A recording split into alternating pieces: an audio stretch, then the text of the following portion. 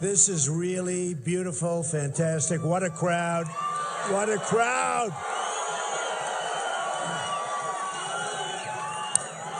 Well, I want to thank everybody. You know, we have a big night tomorrow night. Is anybody, thinking about it?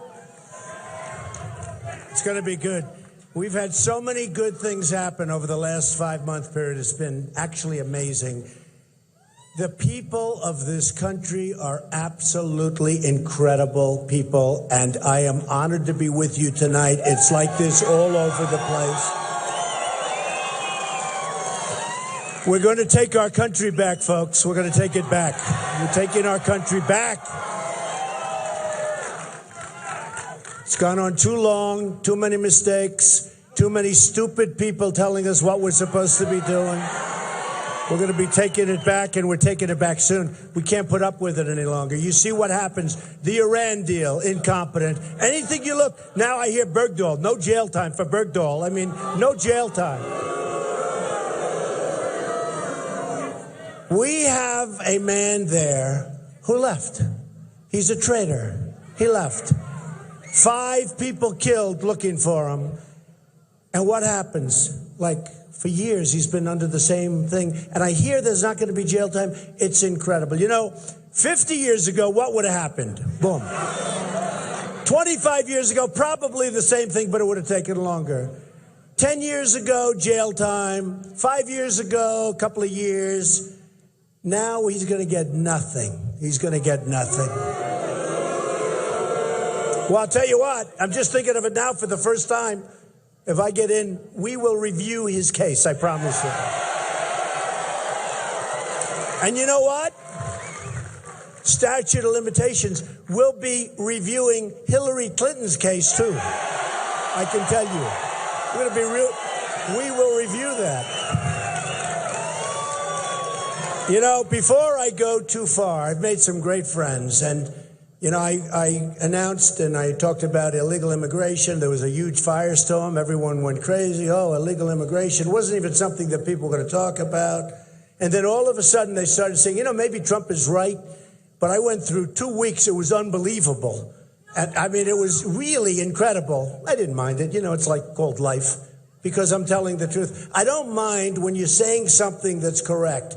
And this country needs to get away from political correctness. It's killing us. It's killing us. It is absolutely killing us. And I announced we talked about what's happening at the border. We talked about the illegals pouring in. And all of a sudden, people started seeing lots of crime, and they started really seeing it. It was focused because it was like a magnifying glass. And we had beautiful Kate in San Francisco, who was killed and shot 5 times. And then we had so many others. We had the woman a few weeks ago in California, raped, sodomized, 66-year-old veteran, raped, sodomized, and killed by an illegal immigrant. We have much, much crime, so much all over the place. And a friend of mine, I see him backstage with a group from Remembrance families. You know Remembrance, right? These are people whose families have been devastated by people that weren't supposed to be in our country. People that came here, were forced here by countries that are smarter. And I want to just they're friends of mine, and in particular, somebody I've really gotten to know well, and he's a special man. Could the Remembrance families come up? And this is Jamil Shaw. Come on up. And get the families up. Come on up.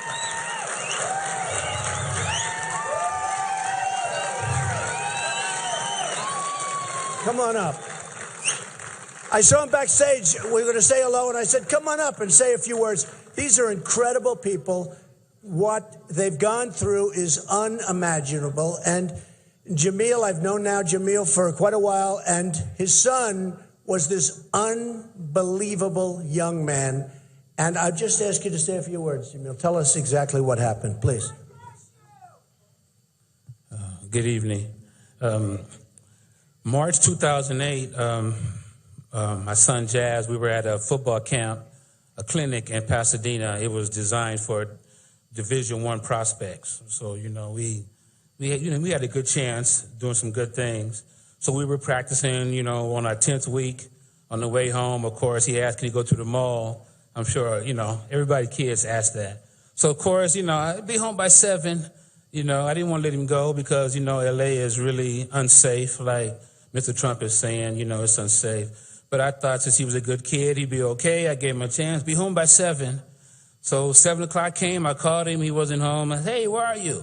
He said, oh, Dad, we'll be there in a minute. We caught the wrong bus. But we're safe. He thought the same thing. I'm safe. He knew what I was thinking about. And a few minutes later, I said, I'll call you in an hour. I called him back. Where are you now? Hey, right around the corner, old man. So I was like, whoo. I was happy, whoo, he made it home. And then, of course, I heard 2 gunshots. That's really loud, and I never really heard gunshots before, but it was so crispy. And the people who know about guns, when it's really crispy, you can tell it's close by. And I just like, oh, man, I hope this, I just figured he was already shot because I had this feeling. I remember saying, I hope he's not dead. And I went outside and looked, and landed in the street dead. Found out he was on the phone with his girlfriend. His girlfriend said saw this guy walking up on him, and he was, uh-oh, what's going on? She was like, well, run, do something. And it was too late. She heard the guy say, what set you from? And and one of the neighbors said, shot him in his stomach. And while he was on the ground, the coroner testified in court that when he was shot in the stomach with a .45, he was on his back with his hands up. He shot him through his hand into his head and killed him. He was dead. And I ran outside and I looked right down at it. I'm looking at his face. And even today, I still can't believe it. It's just not real. I never bounced back from that. It's if you're a parent or you could be anybody, I always ask people, what would you do? What would you do if an illegal alien in an 18th Street gang was released from the county jail, and into our neighborhoods? We don't know what's going on. That's why we need Donald Trump, because he wants to, he feels what we feel. I mean, he feels what we feel. He's just like us, I know that now, I saw him on TV. I had no idea, but he wants us to be safe. He wants to make us safe. We all love to be safe.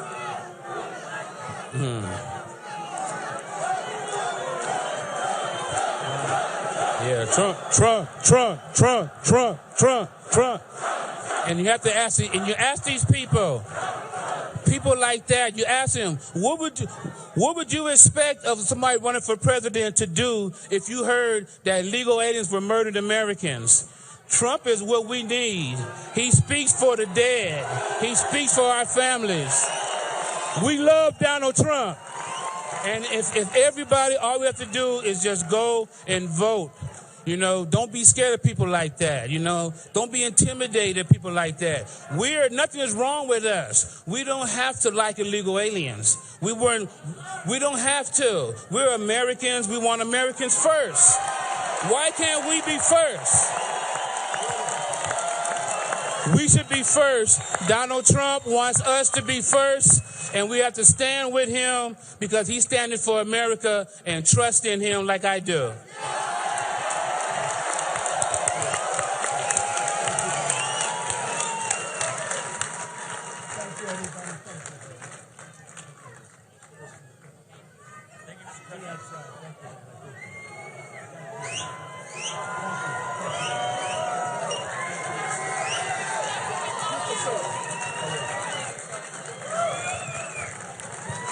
These are amazing people. They're amazing families. What they're going through, you cannot imagine, for no reason whatsoever.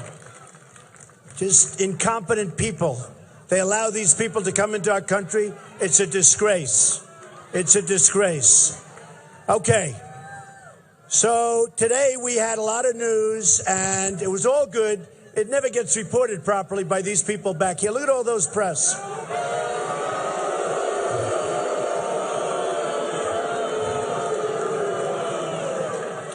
Well, I've learned 2 things more than anything else: how smart the people are and how bad and dishonest the press is, because it is really dishonest. It is really, really dishonest. So we had a lot of polls coming out today, and they were really good. That's right. You're my man. That's right. So we had a Monmouth poll, very highly respected. Trump, 41.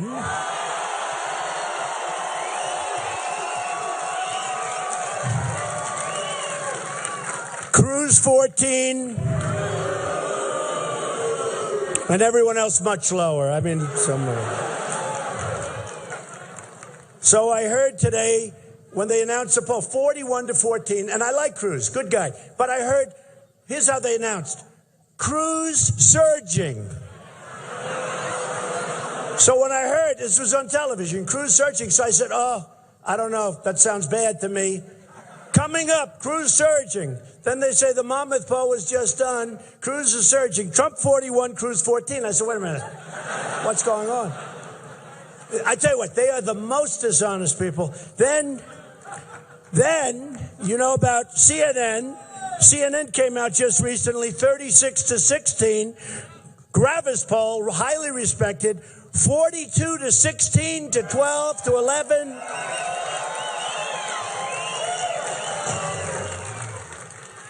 So then today, it was very interesting because I did have one poll in Iowa, which I never expect to get. I can't stand the paper. It's a horrible paper. Des Moines Register, it's terrible.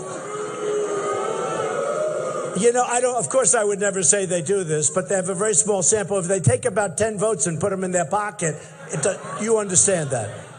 So Des Moines Register was 21-31. All of a sudden, it was like the biggest story I've ever seen. Okay, that was just Iowa. Don't worry about it. It's Iowa. We love Iowa, but I think we're doing great in Iowa. And I expect to win Iowa. We think we're going to do great in Iowa. I get by far the biggest crowds. And okay, so then we had a CNN poll. So CNN today was talking about a poll that wasn't theirs. And I kept saying, why don't they talk about a poll that's theirs? So they just did this poll. It's a new poll. CNN in Iowa, Trump 33, Cruz 20, and then everyone else much lower. So we actually sent a couple of emails, started to tweet a little bit. You know, the Twitter's great when you have between 5 and 10 and 13. We have so many people. We have millions. So we started to tweet. We said, why is CNN not playing their poll? It's their poll. So if anybody has an idea, please let me know before the evening ends. Then we had a Fox News poll, which was a pretty good poll. It was pretty much tied. Then we had Quinnipiac. And Quinnipiac was 28, Trump 27, Cruz. In other words, we won. They call it a tie. They say it was tied. Okay. I mean, sort of win. You know the bottom line? I think we're going to win Iowa. I think we're going to win New Hampshire big. I think that, frankly, if we win Iowa, we run the table. I think, frankly, if we win New Hampshire, which we're way, way, way up, and South Carolina's been unbelievable. And by the way, in Nevada, we're winning big.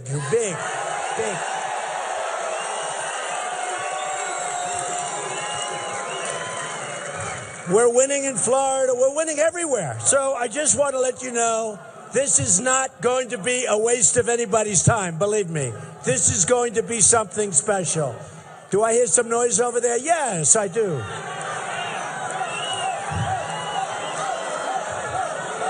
Bye-bye.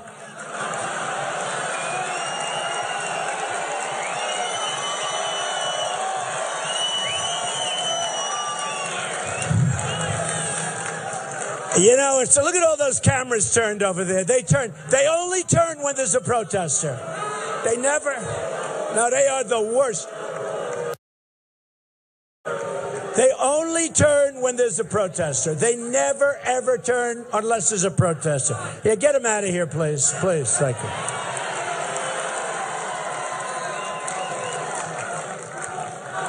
Get him out.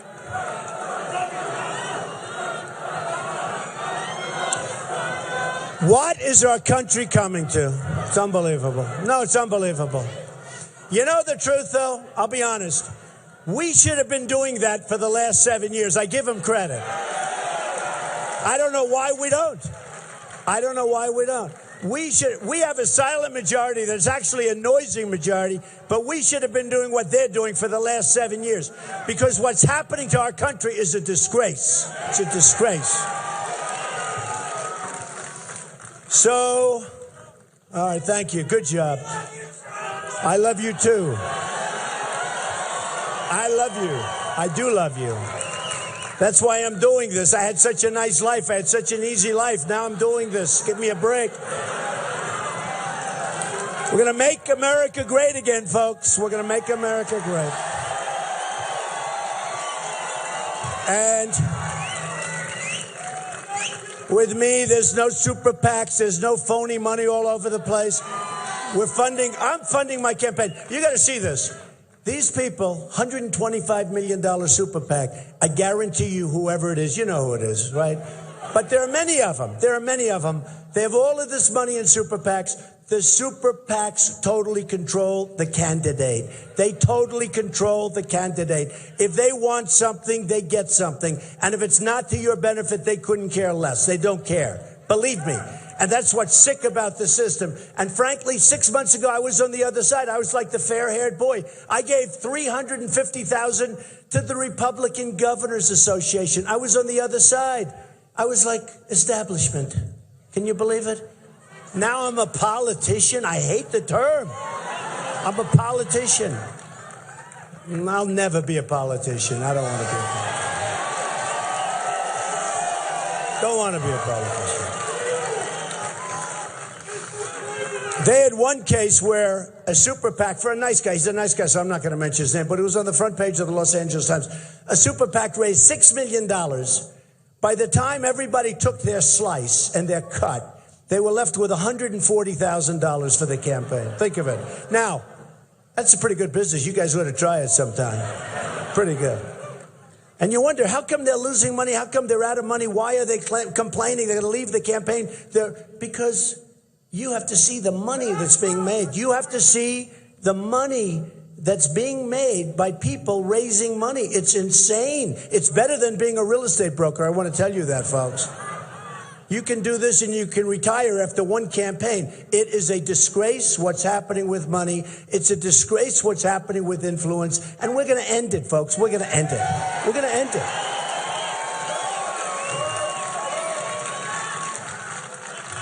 So, when I started the quest, remember the famous escalator ride, right? Coming down. We're waving. But I made a decision. I said, look, it takes guts to run for president. It really does. I never did this stuff before. And it takes guts. But I know what can happen. And by the way, not just because I'm doing well, more importantly, because I've gotten to know so many people. We have such incredible people in this country. It's amazing. It's amazing. And I said to my wife, I said, look at that. It was in Trump Tower in New York. You have never seen, look at all the press back there now, but you have never seen so many reporters and cameras, and you couldn't breathe in the building. And I said, you know what? We got to do it. Just too many mistakes. Let's do it. And I took a deep breath at the top of that escalator. In fact, if you see it, they probably have tapes of maybe they don't want to show that. Too nice. They don't want to show. They only want to show bad stuff. But you know what? I took a deep breath. I said, let's go. And we went down, and I talked about illegal immigration. And I brought out a lot of things that would have never been discussed. And we're going to have a border. We're going to build a wall, and Mexico is going to pay for the wall. They're going to pay for the wall.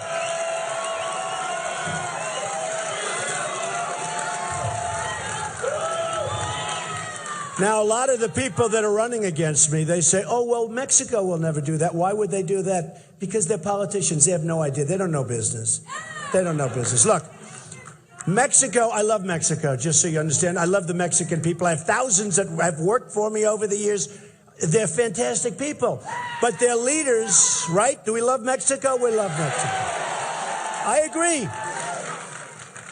But their leaders are too smart for our leaders. Because our leaders, not so good, folks, okay? They're too smart, they're too sharp, they're too cunning. What's happening at the border is horrible. What's happening with trade? I mean, we have Ford building plants in Mexico. We have Nabisco moving from Chicago, their big factory, into Mexico. They'll make Oreos. Think of it. No more Oreos for us, right? No more. Somebody served me Oreos the other day. First time in my life. I said, I'm not eating Oreos anymore. But they left Chicago. And they're going to be moving a big plant into Mexico. Tennessee, a great state. They thought they had it made with this car company. All of a sudden, at the last moment, the car company announced they're going to Mexico.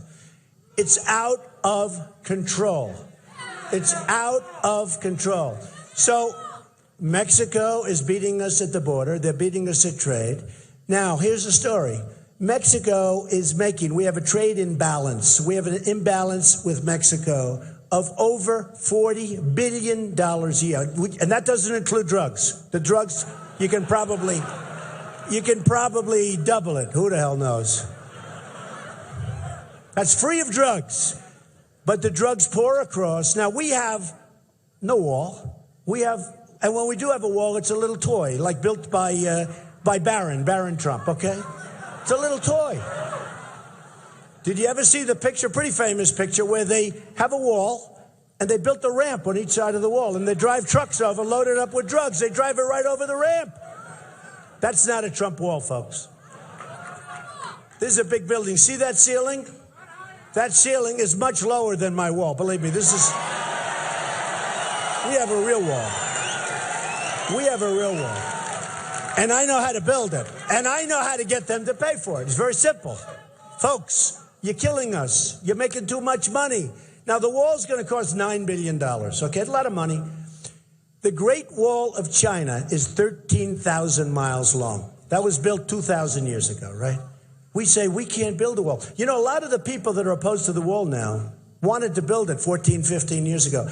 And you know, one of the reasons they couldn't build it is they couldn't get an approved environmental income. Can you imagine this? They couldn't get environmental impact statements approved. They couldn't get them. There was a snake in the way. There was a turtle in the way. There was a toad in the way. There was a snail in the way. No, they couldn't get it. Just like when I said, knock out the oil, right? I've been saying that. Knock out the oil. One of the reasons they didn't want to knock out the oil, take it away from ISIS, take away their money, a big part of it, although they get a lot of money from a lot of other things like banking. We'll talk about that. But one of the reasons they didn't want to knock out the oil, they didn't want to hurt the environment. This is serious. They didn't want the fumes going into the atmosphere. And then we're supposed to win. What do you think General Patton would say? I mean, he was a brutal guy that liked one word. It was called winning. So what do you think General George Patton would have said if the president said, listen, don't hurt anybody, let's nice and easy. We don't want to put any pollutant in the air. Don't forget, he'd say, you're fired.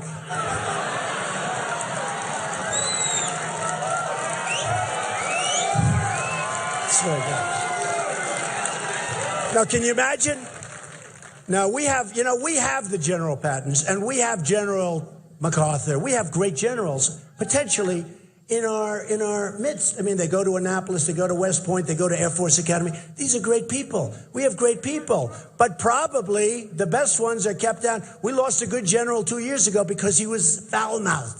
He spoke with bad language. He was great. The men, you know who I'm talking. We know. He was a good general. Everybody loved him. His men loved him. Everybody loved him.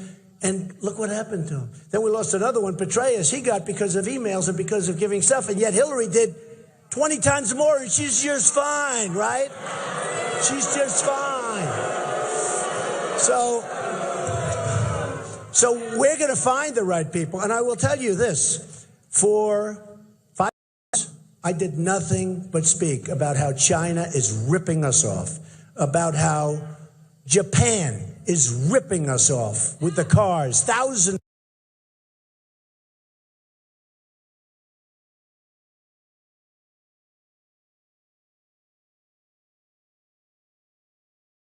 and thousands of cars pouring in. I was in Los Angeles. I mean, these boats are massive. The ships, they're Massive cars pouring in. Looks like the Long Island Expressway. The cars just coming off the. We get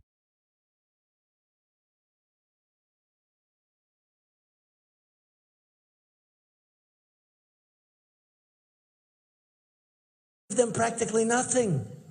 I mean, you look at the imbalance, happens to be about $70 billion, okay, a year, and you say, what's happening? We have all the power. We have all the strength. Mexico, I told you, it's both. I mean, Mexico is going to become the car capital of the world soon, the way they're going. They're taking our business. They're doing everything.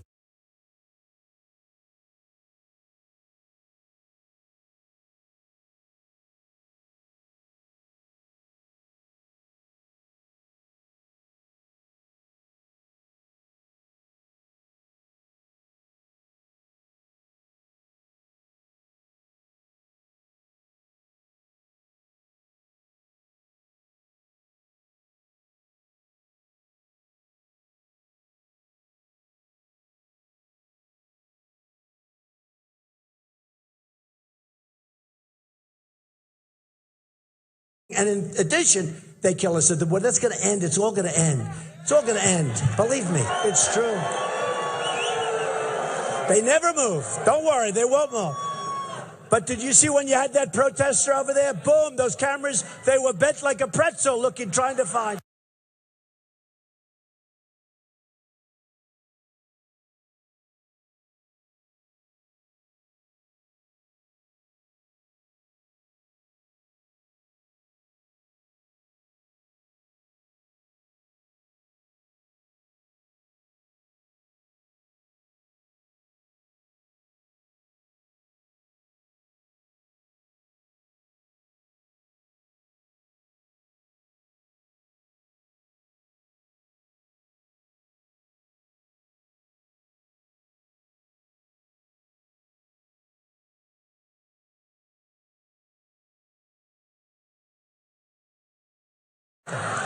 They are the worst.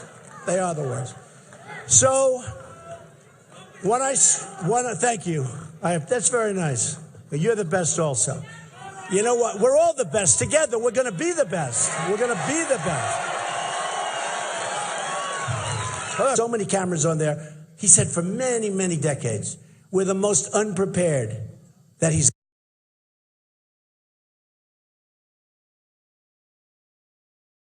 You know, somebody wrote recently, they said, Trump's a really good speaker, but the one problem he has, he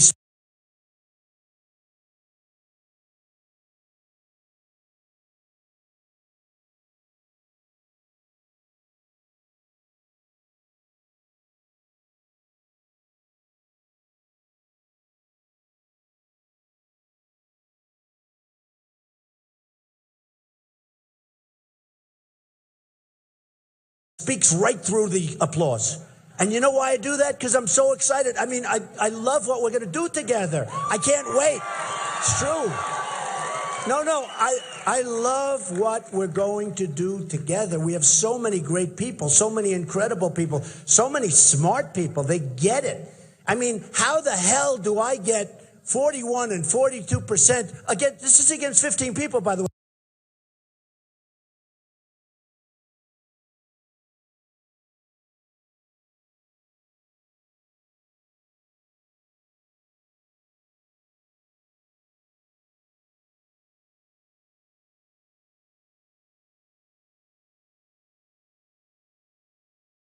This isn't against two people.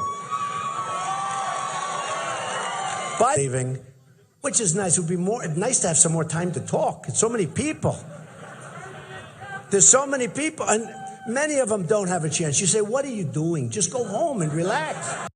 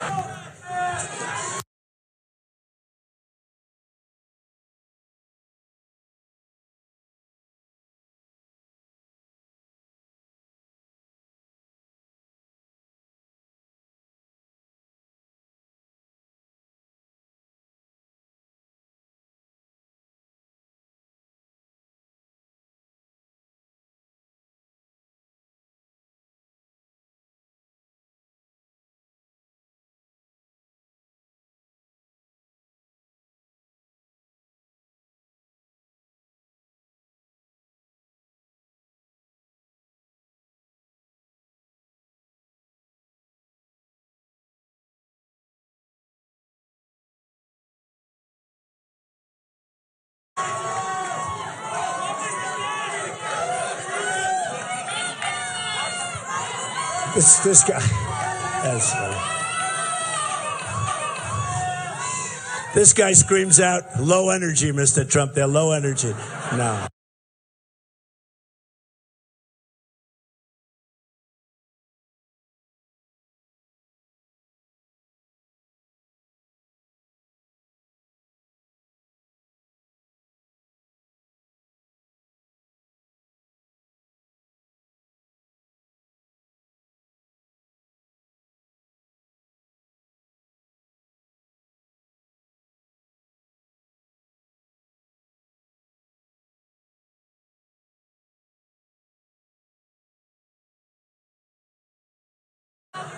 And I'm saying to myself, then you turn on the news, you see they're cutting people's heads off in Syria because they're Christians. They're and other reasons, and frankly, any other thing they want. They're drowning people in steel cages. And she's saying Donald Trump has a harsh tone.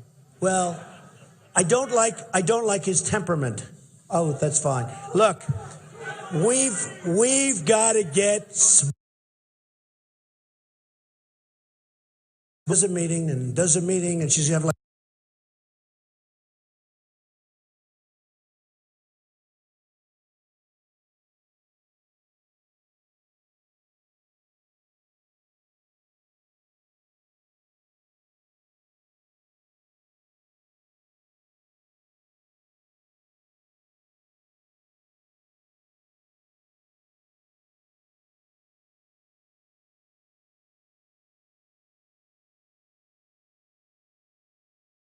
Like 3 or 4 people, doesn't do this. First of all, she can't draw crowds like this. She can't draw. She'll get 200 or 300 people. I won't mention names, but a couple of the candidates last night, one had 51 people, they counted it. One had 153. We have, what, 4,000 or 5,000 people here. It's like packed. Packed. Place is unbelievable. And you know, I have some beautiful stuff in Las Vegas. There's plenty to do here. So when you come out, and we can't even give you seats because there's too many people. Sorry about that, folks. We had.